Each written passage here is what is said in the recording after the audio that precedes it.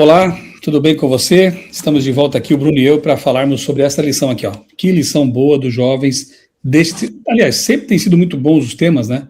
Agora, esse tema aqui realmente está imperdível, a lição sobre apologética, a verdade em tempos de dúvida. Já trabalhamos aqui temas como o sofrimento, Jesus e o budismo, o drama, né, o dilema da dor, como entender esse assunto do ponto de vista bíblico, racional. E nessa semana estamos estudando sobre o islamismo. A proposta aqui do autor da lição, que por sinal eu entrevistei e está disponível a entrevista no meu blog, vou deixar de novo aqui na descrição o link para vocês, tá? O Anil Kanda, que é pastor adventista nos Estados Unidos, mas que cresceu num lar hindu. Então ele tem todo assim um pano de fundo, né, uma história interessante, e isso a gente percebe na lição, não é só uma abordagem de estudo, é a vida dele mesmo, né? Como que foi essa mudança de paradigma, de cosmovisão que o pastor Anil experimentou. Então ele tem trazido aqui, nas semanas em que estamos aqui estudando, essas comparações, Jesus e o budismo, Jesus e o islamismo, Jesus e o hinduísmo, para a gente abrir um pouco mais, né, a nossa compreensão sobre outras religiões, e no momento que tivermos contato com pessoas dessas religiões, nós temos mais propriedade também para compartilhar nossa fé cristã com elas e fazer comparações, e como eu disse, né, na lição anterior, na verdade Pedro que diz isso, né, fazer sempre tudo isso com mansidão, com respeito, porque é o que as pessoas merecem, mas estar preparados para dar a razão da fé, da esperança que nós temos. Bruno, ele é doutor em filosofia, professor universitário, e bondosamente tem aceitado aqui meu convite para toda semana estar conosco para conversar sobre esses temas. Tudo bem, Bruno? Bem-vindo mais uma vez. Oi, Michel, tudo bem? E vamos falar sobre o Islã, né? Perfeito. Está aqui na lição, então, dessa semana, Jesus e o islamismo. Depois a gente vai falar sobre a tirinha também, tá? Mas antes de a gente começar a conversa aqui sobre o tema, Bruno, você tem uma indicação de leitura aí, eu tenho uma outra aqui também. Para a gente não esquecer, acho que agora é um momento bom de a gente recomendar para o pessoal aí. Michel, esse livro aqui, ele tem até um tempo que foi lançado, acho que uns 2 anos, sabe? 2022. Cristãos, muçulmanos e judeus adoram o mesmo Deus, 4 visões, pela Thomas Nelson, é um debate muito interessante inclusive sobre a natureza de Deus, sobre quem é Deus, etc. E, assim, esse pessoal aqui que está debatendo, eles são muito bem informados, sabe? Significa dizer que eles são muito bem preparados. Significa dizer que é um debate de alto nível e para falar sobre a identidade de Deus. Se o Deus Alá, por exemplo, é o mesmo Deus que os cristãos adoram, que se cristãos e judeus adoram o mesmo Deus, tem uma posição aqui, mas essa é diferente do Deus muçulmano. Então, como é que a gente lida com essa questão aí do monoteísmo, né, que a gente vai falar aí um pouco. Então, aí eu acho que esse livro vale a pena porque é um debate de alto nível sobre essa questão, sabe? Muito bom. Além desse livro, eu quero recomendar 2. Inclusive, no meu canal aqui, se você procurar, você encontra resenha, né? Um é O Filho do Hamas. É uma história muito interessante, o título já diz, né, o indivíduo era filho de uma liderança importante lá do grupo terrorista do Hamas, e ele depois se torna cristão. Então é um testemunho. E o outro, que eu recomendo ainda com mais ênfase, é o livro Procurei Alá, Encontrei Jesus, do Nabil Qureshi. Se eu não me engano, é da Cultura Cristã, não tenho certeza agora da editora, porque eu não estou com o livro aqui, está na minha casa. Mas aqui no meu canal, se você procurar pelo título Procurei Alá, você vai encontrar. Minha esposa e eu fizemos um vídeo, uma resenha em vídeo sobre esse livro, né, que é impressionante. O Nabil não só conta a história dele, de como ele se torna um cristão nos Estados Unidos, ele muda para lá, a intenção dele como muçulmano era evangelizar os Estados Unidos. Ele já era um muçulmano sincero, né, então ele tinha essa intenção de propagar a religião anterior dele ali pelos Estados Unidos, e ele, olha só que importância da apologética, né? Ele conhece um cristão, se eu não me engano, na faculdade de medicina, um cristão bem preparado, um cristão que sabia defender a fé cristã do ponto de vista racional e coerente, isso é apologética, né? E aí ele começa uma jornada de descobrimento de um cristianismo que ele não conhecia. E, para dar um spoiler aqui bem grande, né, ele acaba se convertendo, né? Então, a história é essa. Então, eu recomendo fortemente que você conheça, leia esse livro, procurei Alá e encontrei Jesus, porque o Nabel, ele conta a história dele e conta quais foram os argumentos bíblicos cristãos que o convenceram a abraçar o cristianismo, tá bom? Fica aqui então essas dicas de leitura, o livro que o Bruno recomendou, O Filho da Hamas e o Procurei Alá e Encontrei Jesus. Muito bem, Bruno, vamos lá. Jesus e o islamismo, temos bastante coisa para conversar sobre isso aqui, né? Como o Shema é aquela declaração de fé dos judeus, né, em Deuteronômio 6,4, que na verdade é a nossa também, né? O Senhor, nosso Deus, é o único Senhor. Como que o Shema ajuda a compreender o monoteísmo bíblico em contraste com a visão islâmica de Deus? Então, Michelson, geralmente, quando o monoteísmo bíblico, ele é distinto do monoteísmo muçulmano, né? Isso já faz uma diferença aí sobre a identidade de Deus, né? Então, o que é que isso significa dizer? Significa dizer basicamente o seguinte: os cristãos são monoteístas, mas o monoteísmo bíblico, existe um aspecto relacional nele, o monoteísmo bíblico. Porque, assim, Deus, em um sentido, ele é trino, ele é três, e em outro sentido, Deus é um. Então, em que sentido Deus é um? Nos seus propósitos, nos seus atributos, nos seus objetivos, tá? Então, nesse sentido, Deus é um. Em outro sentido, Deus é três. Em que sentido Deus é três? São três pessoas: Pai, Filho e Espírito Santo. Quando as Escrituras, Michelson, diz assim, né? Ouve, ó Israel, texto bíblico aqui, ó. Ouve, ó Israel, o Senhor nosso Deus é único. Esse termo aí, para único ou para um, né? No hebraico é kad. Ele pode denotar uma unidade que é composta, né? E esse termo também, ele pode denotar único. Existem dois sentidos aí para único. Tanto pode denotar uma unidade que é composta, por exemplo, Gênesis, capítulo 2, verso 24, diz que homem e mulher, quando eles se casam, refletindo, Michel, essa trindade, eles serão uma só carne. Então, perceba, no pensamento bíblico, é possível que dentro da unidade tenha algum grau de multiplicidade, né? A gente adora um Deus, ele é trino. O casamento é uma só carne, mas a gente está falando de dois indivíduos, de duas pessoas, tá? Agora, tem um outro sentido, Michel, que eu acho interessante, é que quando as escrituras dizem aí, em Deuteronômio, capítulo 6, 4, Deus é único, Deus é o único Senhor, aí o texto bíblico em seguida fala do maior dos mandamentos. Ama, pois, o Senhor teu Deus. Esse termo, pois, é uma justificativa, né? Então, assim, ouve, ó Israel, o Senhor, nosso Deus, o Senhor é único. Ama, pois, o Senhor teu Deus. O que é que isso significa, né?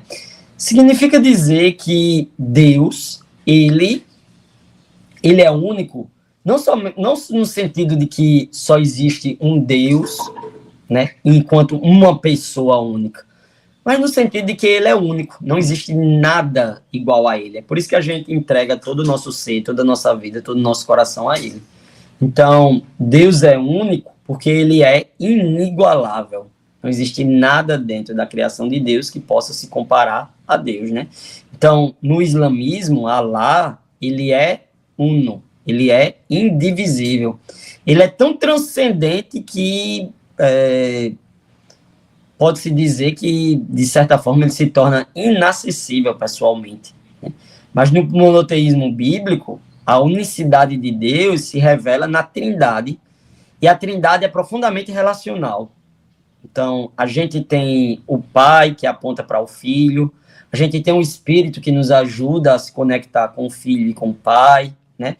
Então, Deus é pessoal, amoroso. No cristianismo, a divindade é sempre relacional, sempre tem esse aspecto, essa dinâmica relacional. Acho que eu posso já emendar uma pergunta aqui, Bruno. De que maneira, então, a revelação bíblica de um Deus único, porém relacional, Pai, Filho, Espírito Santo, desafia tanto o politeísmo quanto a rejeição islâmica da Trindade?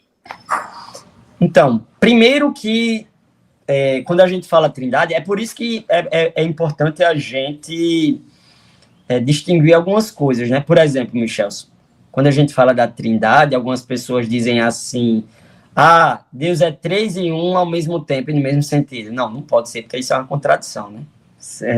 Como é que ele pode ser 3 em 1? Claro que não existe nada exatamente aqui dentro da criação que possa espelhar, que possa especificar quem é Deus, né? Tipo, a gente não tem nenhuma analogia que seja perfeita, porque Deus, ele é o Criador, ele é a fonte de tudo, e ele é Deus.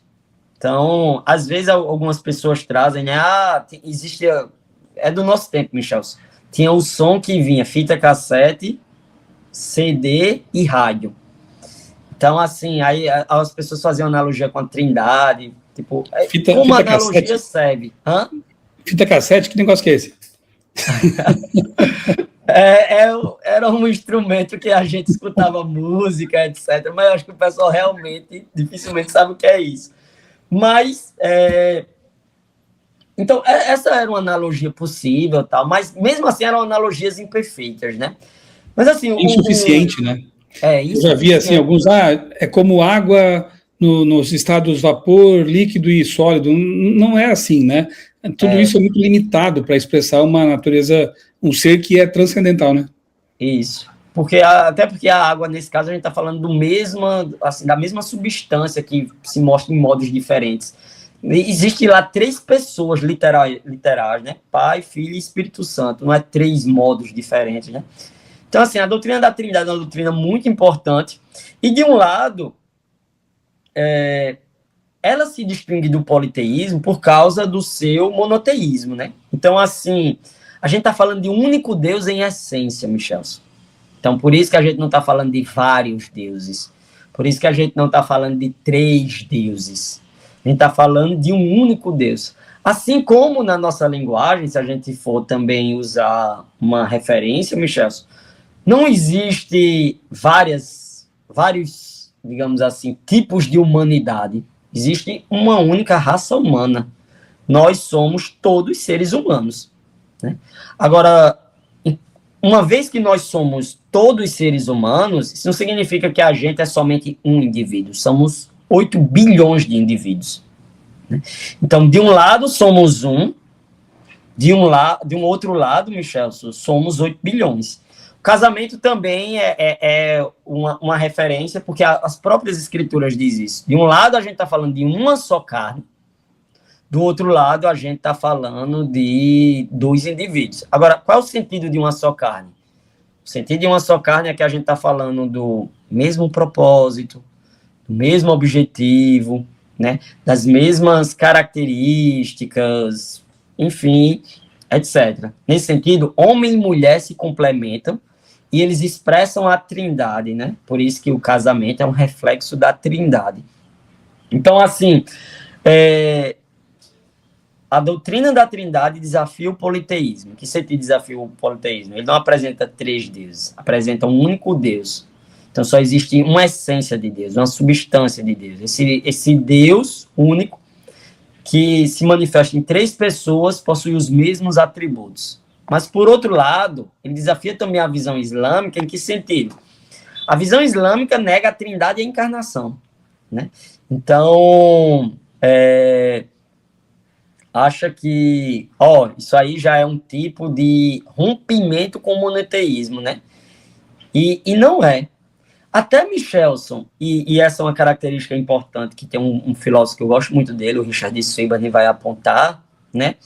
A própria ideia, Michelson, de que na sua essência Deus é amor, que Deus de toda... Isso é uma característica, um atributo essencial de Deus, ou seja, Deus não pode não ter esse atributo.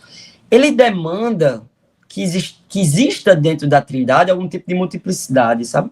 Porque como é que Deus é amor se não tem um outro a quem ele ame? Como é que Deus pode ser? E as escrituras dizem, são poucas coisas que as escrituras dizem assim, Deus é, assim, diretamente. As escrituras trabalham muito por analogia, né? Mas tem uma coisa que é dito no Novo Testamento, é Deus é amor. Então, o Richard Swinburne, que é esse filósofo, ele vai dizer, né? Se Deus é amor, então isso implica que Deus, de alguma forma, isso daí já manifesta uma certa multiplicidade ou pluralidade dentro da divindade. Então, desde toda a eternidade, existe ali a manifestação do amor de Deus ao seu Filho, Jesus Cristo, ao Espírito Santo. Então, o Deus Trino e a Trindade, né, eles manifestam desde toda a eternidade esse atributo da pessoalidade e do amor de Deus. E também o da pessoalidade, né? Porque pessoalidade significa que você tem objetivos, propósitos. Isso veio desde toda a eternidade. Mas será que desde toda a eternidade Deus só falava consigo mesmo? Deus só... Não, existia a Trindade. Né? Trindade existe desde toda a eternidade. Então, existia amor e comunhão desde toda a eternidade. Então, nesse sentido, Michel, eu acredito que a gente está falando de uma visão muito rica de Deus, entendeu? Que as escrituras apontam para a gente e que as escrituras mostram para a gente. E aí nós temos na criação o façamos o homem à nossa imagem, né, plural. Aí temos na Torre de Babel, desçamos e confundamos. Então, assim, a Bíblia indica muitas vezes essa pluralidade una, né? É claro que esse assunto não se esgota em poucos minutos de conversa, né? É um assunto profundo. E eu vou deixar aqui para vocês, na descrição do vídeo, o link para uma playlist do meu canal, que tem como nome ou título Trindade, tá? Então, se você quiser se aprofundar nesse assunto, quem é Jesus, quem é o Espírito Santo, como é que funciona essa dinâmica das três pessoas que compõem o nosso Deus e Yahvé, dá uma olhadinha, toma um tempo aí para maratonar os vídeos que eu tenho no meu canal sobre a Trindade, tá bom? Combinado? Ô, Nós Michel, vamos até aqui. Oi. Você falou, eu lembrei, eu posso mostrar aqui o livro que é da Casa Publicadora Brasileira. Então é coisa boa. Agora, eu tô com... o meu é uma capa antiga, né? Eu acho que tem a versão nova já. A Casa publicou com a versão nova, né? Mas esse livro aqui é muito maravilhoso, tá? Sobre verdade, é um estudo. Como entender os mistérios da pessoa de Deus na Bíblia e na história do cristianismo. Vale muito a pena esse livro. Bem lembrado. Eu recomendo, então, e a CPB lançou agora uma versão atualizada, com uma nova capa, né? Uma versão, inclusive, em brochura, mas em conta. E o conteúdo desse livro é fantástico, vale a pena realmente o pessoal estudar. Bruno, por que as afirmações de Jesus sobre a sua pré-existência e divindade, como a gente vê lá em João 8, por exemplo, né, provocaram tanta resistência e por que continuam sendo um obstáculo para o islamismo? Só antes de você responder, Bruno, deixa eu compartilhar aqui uma experiência. Recentemente, eu participei de uma viagem com um grupo de brasileiros, tinha também uma argentina e uma moça lá da Guiana, ali para as terras bíblicas, né, Egito, Jordânia e Israel. Eu fui como pregador do grupo. E numa das noites, na Jordânia, eu tive o privilégio de conversar longamente com a nossa guia, que é muçulmana. E foi uma conversa bem interessante, né, porque eu fiz o dever de casa, já tinha estudado a lição da Escola Sabatina dos Jovens, né, então, veja, eu mencionei para ela, eu sei que o Alcorão respeita Jesus, né, que é o Isa, né, mas o apresenta apenas como um profeta, não é verdade? Ela confirmou, sim, para nós Jesus, ele é um profeta, assim como foi Moisés, como foi Mohammed, né, o Maomé, para eles é a mesma coisa, assim, é um profeta. Aí eu perguntei, mas com base, de onde que vocês extraem as informações sobre Jesus? Ela falou, olha, do Alcorão, e também a Bíblia fala sobre Jesus, a gente também aceita muita coisa que tem na Bíblia, né? Aí eu peguei, né, esse ponto, disse, olha, curioso, porque na Bíblia, no Novo Testamento, Jesus é apresentado como muito mais do que um profeta. Ele mesmo disse coisas como, por exemplo, antes que Abraão existisse, eu sou. Uhum. Quando Jesus usa essa expressão eu sou, no grego é ego imi, né? Ego imi, ele está fazendo uma tradução do hebraico lá, que é o Anihu, lá de Êxodo 3,14, né? Quando Deus aparece para Moisés na sarça ardente. Ali a gente sabe que é o Deus Yahvé. Então Jesus está dizendo o seguinte, olha, antes que Abraão existisse, eu sou Deus. No outro texto ele diz assim, na oração lá de João 17, né? Pai, glorifica-me contigo com aquela glória que eu tinha contigo antes de haver mundo. Olha que como assim? Aí eu perguntei para ela, como é que eu posso conciliar essas palavras, né? Jesus é só um profeta, mas eu nunca vi um profeta, qualquer deles, dizer assim, eu e o Pai somos um. Ou, né, antes que Abraão existisse, eu sou. Nunca vi profeta dizer isso. Se dissesse, seria tido como louco, ou até como herege, né, como passivo de apedrejamento. Tanto é que quiseram apedrejar Jesus por essas palavras, né? Entenderam muito bem o que eu estava dizendo. Uhum. Então eu perguntei para aquela amiga, né, para nossa guia muçulmana, o que eu faço com as palavras de Jesus, né? Aí fazendo eco também, de novo, a C.S. Lewis, né? Ou a gente aceita Jesus pelo que ele diz que ele é, Deus, ou a gente o rejeita como um impostor, um lunático ou coisa parecida, né? Então, eu tentei mostrar para ela que não dá para aceitar Jesus como só um profeta.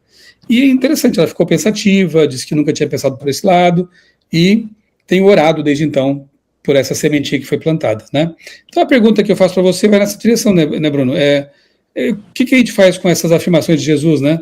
Sobre sua pré-existência, ele é o alfa e o ômega, sobre a sua divindade, né? E por que isso continua sendo uma barreira, assim, né, com relação aos amigos lá do Islã? Ô, Michelso, primeiro, assim, você apontou muito bem, né? Os fariseus entenderam exatamente o que Jesus quis dizer, tanto que eles acusaram Jesus de blasfêmia, né? Porque tem algumas pessoas que acham que o Novo Testamento, as Escrituras Sagradas, mostram que Jesus ou é um Deus inferior, ou não é Deus, etc. Mas, assim, você não consegue derivar isso, Michelso, da Bíblia, do Antigo Testamento, por exemplo. No Antigo Testamento, Deus Jesus é Deus, né? E é tanto que como Jesus se coloca, principalmente no Evangelho de João, né? No princípio era o Verbo estava com Deus, o Verbo era Deus. O Verbo se tornou carne e habitou entre nós, João no capítulo 1, ou seja, claramente o texto de João, né, o Evangelho de João, ela anuncia que Jesus é um Deus encarnado, né? Um Deus que é diferente do Pai, né? Porque se por um lado, Michel, ele diz, eu e o Pai somos um, por outro lado, ele várias vezes diz, eu vou para o Pai, o Pai me enviou, então a gente está falando de duas pessoas diferentes, né? Eles são um em um sentido, mas em outro sentido, que é no sentido de pessoalidade, a gente está falando de duas consciências diferentes, de duas pessoas diferentes, né? Jesus e Deus Pai. Mas assim, Michelso, o ponto principal aí, assim, da sua pergunta, tem a ver com o monoteísmo muito estrito dos muçulmanos, né? Do Islã. Nessa nova versão, Michelso, que você falou, desse livro que você traz, né, O Universo ao Lado, do James Clear, tem um novo capítulo sobre a cosmovisão islâmica, né, distinta da cosmovisão do cristianismo, né? O cristianismo como uma cosmovisão, a fé cristã como uma cosmovisão, e o islamismo como uma cosmovisão. E, assim, é uma marca de diferença e de ruptura muito grande. Esse fato, Michel, do monoteísmo muçulmano, vamos chamar assim, ele ser um monoteísmo muito estrito, sabe? Os muçulmanos não aceitam a ideia de que Deus ele pode ser três pessoas. Eles também não aceitam, principalmente, a ideia de que Deus possa encarnar. Então, o Deus muçulmano é um Deus muito transcendente. E aqui vem uma dinâmica que é muito interessante na fé cristã, Michel, porque, assim, no cristianismo, por um lado, Deus é transcendente e, por outro lado, Deus é imanente. E a fé cristã é um equilíbrio entre essas duas forças, sabe? Deus ser transcendente, Deus ser imanente. Se você perde uma dessas características de Deus na fé cristã, você perde o Deus cristão, sabe? Então, por um lado, Michelso, Deus, ele está tão próximo da gente que a gente chama ele de Abba, disse o Senhor Jesus, e disse o apóstolo São Paulo também, Pai, Paizinho, Papai.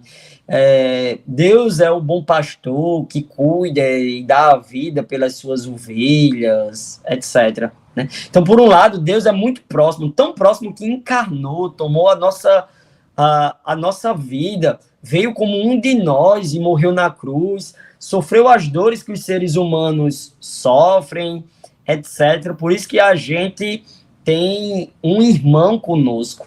Então, Deus é assim, por um lado. Mas, por outro lado, ele também não é somente, Michelson, completamente imanente, né? Ele é transcendente, ele é Senhor, ele é Rei, ele é autoridade, ele é alguém a quem a gente deve entregar a nossa vida, a quem a gente deve se submeter. Ele não é um igual conosco, em certo sentido.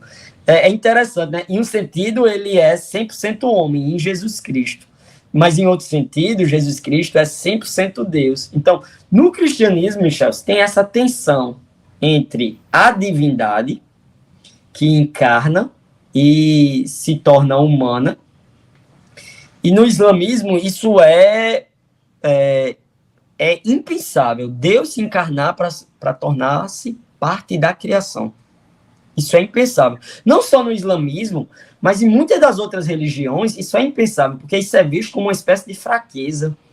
Tipo, as religiões gregas, por exemplo, Michel, Deus só encarnava se fosse para enganar alguém. Por exemplo, Zeus, sabe? Então, Zeus encarna para enganar a mãe de Hércules, para flertar com ela ou dormir com ela, para nascer Hércules. Mas no cristianismo, na lição dos adultos, recentemente está estudando Filipenses, né, tem aquele belíssimo hino. Embora sendo Deus, ele não se apegou, ele esvaziou e tornou-se servo. Então, isso que é uma grandeza no cristianismo, as outras religiões, principalmente assim o islamismo, com esse monoteísmo estrito, vê como uma espécie de humilhação. Ah, Deus não faria isso. Deus é transcendente demais para fazer isso, é poderoso demais para fazer isso. Então, Jesus, como você disse, Michel, meio que faz a distinção. Ah, Bruno, por que é que você, Michelson, por exemplo, por que vocês são cristãos? Porque vocês não são muçulmanos, eles também não adoram o mesmo Deus? Mas Jesus Cristo faz toda a diferença, né? O que a gente atribui a Jesus Cristo, como você bem falou, e quem Jesus Cristo faz com que a divindade aí seja diferente, né? Esse Deus seja diferente. É um Deus próximo, né? Um Deus que vem, é um Deus que se relaciona, é um Deus que pode ser chamado, como disse o Bruno, de Pai, não só Criador, Todo-Poderoso e transcendente, né? Isso é realmente maravilhoso. Bruno, penúltima pergunta aqui. Qual a principal diferença entre o perdão oferecido no islamismo, baseado no arrependimento, nas boas obras, e a salvação apresentada no cristianismo por meio do sacrifício de Cristo? Também temos uma diferença abissal aí, né? Agora, é engraçado, né, Michel? Sempre a gente, para notar, né, como o cristianismo é uma religião da graça, sabe? Que já notou que quando a gente falou do hinduísmo, do budismo e agora do islamismo, a grande divisão, assim, entre a fé cristã e essas outras fés é a graça de Deus, né? Então, a salvação cristã não é algo que a gente consegue por mérito próprio. Ela é baseada no sacrifício expiatório do nosso Senhor Jesus Cristo, né? Então, assim, não é a gente que consegue, foi Deus em Cristo que conseguiu para a gente, né? Então, a salvação é um dom, é uma dádiva, é um presente.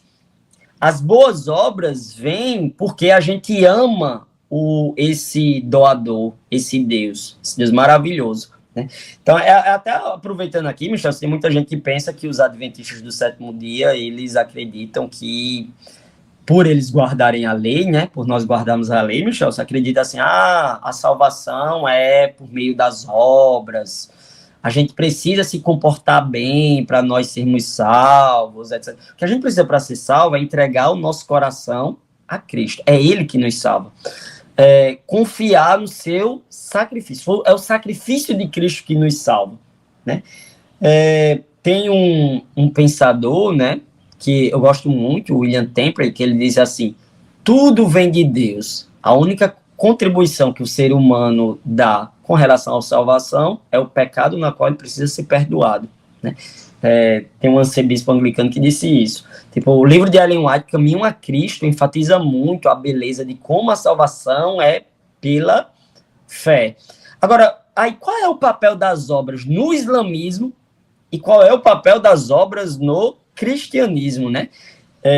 E, por exemplo, a gente falando aqui como adventista mesmo, Michel, as obras, elas são um resultado desse relacionamento salvífico com Cristo. o Senhor Jesus disse: me amares, guardareis o meu mandamento.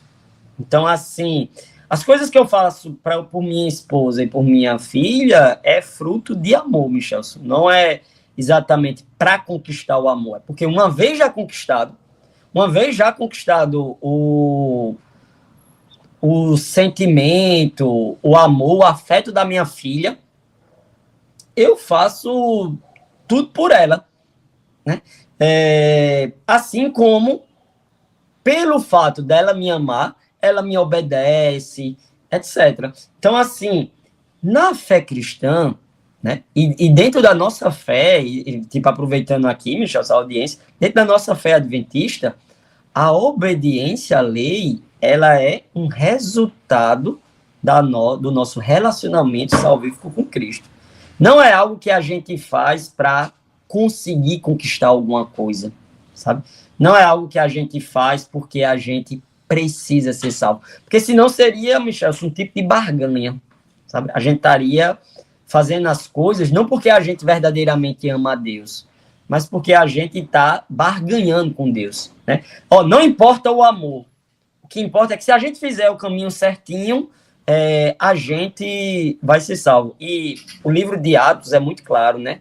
Pedro fala lá: em nenhum outro nome há salvação que importa pelo qual os homens possam ser salvos. Então, nós não somos salvos pelas nossas obras, seria um tipo de idolatria. Nós somos salvos com base na fé. Mas no islamismo, o que você precisa é de arrependimento sincero e boas obras. Então, existe no dia do juízo uma espécie de balança, né, que vai determinar o destino eterno dos indivíduos, né? Então, enquanto no cristianismo as boas obras é fruto desse relacionamento salvífico com Cristo, no islamismo as boas obras ela é fruto dessa pesagem aí na balança, né? Não existe um mediador, não existe um sacrifício substitutivo, cada um responde por si mesmo. E assim, Michel, se a gente fosse olhar sinceramente com base em como o pecado e a maldade ele é introjetado na natureza humana, por esse caminho ninguém consegue ser salvo, sabe? Se for esperar, a gente precisa ser salvo. Alguém tem que salvar a gente. Porque se for esperar, Michel, que a gente entre numa balança para que as nossas boas obras superem as nossas más obras, é caminho de perdição, né? Como o Senhor Jesus diz assim, quando ele está falando sobre é impossível a um rico entrar na vida eterna. Impossível. Porque, agora assim, aí depois os discípulos dizem, então quem pode ser salvo? Aí Jesus diz, não, para o homem é impossível, mas para Deus todas as coisas são possíveis. Então, eu vejo um caminho de perder o sono, sabe? Se a gente for esperar ser salvo pelas nossas obras. Mas assim, no cristianismo a gente tem essa esperança com base, Michel, justamente no dom divino que Deus disponibiliza para a gente. Muito bom. Bruno, para a gente caminhar aqui para o encerramento da nossa conversa, quero mostrar aqui a tirinha, tá? A gente terminar com a tirinha da semana, né? Toda semana tem uma tirinha aqui para refletir, para servir de base, quem sabe, ou de start, né, para conversa, para discussão ali na semana, na classe da Escola Sabatina. E aqui diz assim, tem um rapazinho ali olhando para as nuvens, né? Se Deus é tão grande, como chegar até ele? Aí nas nuvens se forma ali a figura de Jesus, né? Uma imagem assim parecida com Jesus. Foi ele que se achegou até nós, morreu para nos salvar. Então realmente, né, uma diferença gritante aí de sistemas, de cosmovisão, né? E a pergunta é a seguinte, à luz dessa tirinha aqui, Bruno, e do plano da salvação, o que significa dizer que o ser humano não sobe até Deus por seus próprios méritos, mas que foi o próprio Deus que veio ao nosso encontro em Jesus? Você até já comentou um pouco sobre isso, mas para fechar assim, quem sabe adiciona alguma coisa sobre essa questão? Então, é interessante, assim, no caso do cristianismo, a salvação começa com uma iniciativa divina, não por mérito humano, né? Então, assim, é uma das epístolas de São João, acho que é a primeira, é a primeira, que diz, nós o amamos porque ele nos amou primeiro. Então, tudo vem de Deus. As escrituras começam assim: no princípio criou Deus os céus e a terra. Então, nesse primeiro momento é vindo de Deus. O pontapé inicial, o start, quem dá é Deus. Então, tudo é resultado da graça, né? Tipo, eu não estou aqui por mérito próprio. Eu vim ao mundo por uma questão de graça. A minha criação não se deve a mim mesmo, se deve à graça de Deus. Eu sou um ser humano também. Eu fui trazido à existência não por mim mesmo, mas por causa... Então, a existência, a vida é graça. E a salvação é graça também. E a salvação começa com a iniciativa. Você sempre vê, Michel, assim, na Bíblia, sempre vê Deus tomando a dianteira.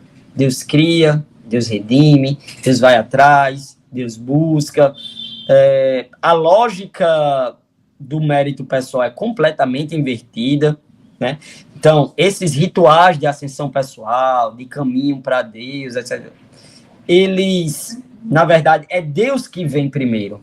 É Deus que convida o ser humano. É Deus que cativa.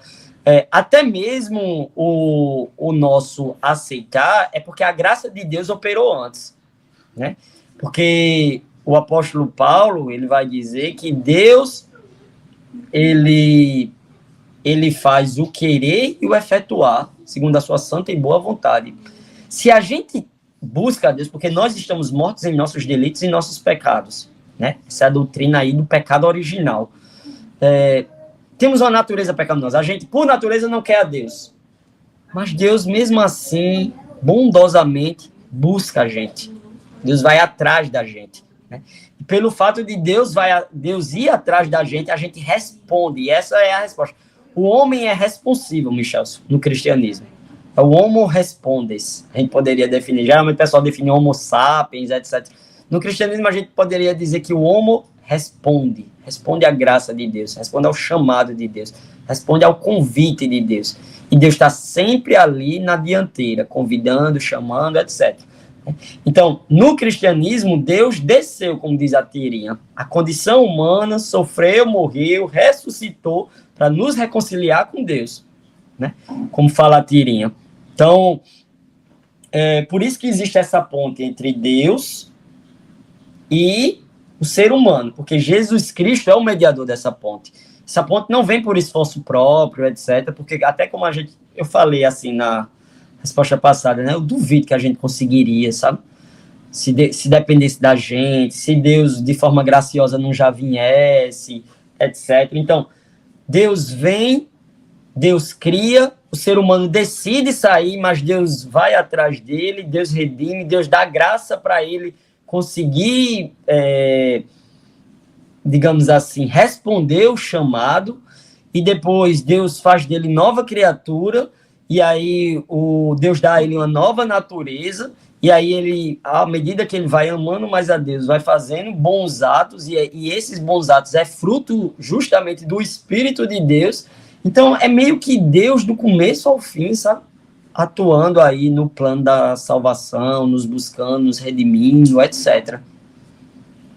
Muito bom, que temas preciosos, né, a lição está propondo para a gente, né? Espero que esses vídeos aqui estejam também colaborando aí para aprofundar a discussão de vocês na classe dos jovens, quem sabe até num pequeno grupo, né? Compartilhe aí também esse vídeo com os amigos que você queira abençoar. Bruno, mais uma vez, muito obrigado por aceitar o convite. Semana que vem você volta, o tema vai ser muito bom. Qual é a diferença, né? Por que Jesus é especial? Vamos analisar esse tema aí, que realmente eu acho que é um dos mais importantes até agora aqui no trimestre. Abraço, Bruno, bênção aí para tua família também, para as tuas aulas. Deus continue te usando poderosamente aí. Você que nos acompanhou até aqui, receba também o nosso abraço e até o próximo vídeo aqui da recapitulação da lição da Escola Sabatina Apologética.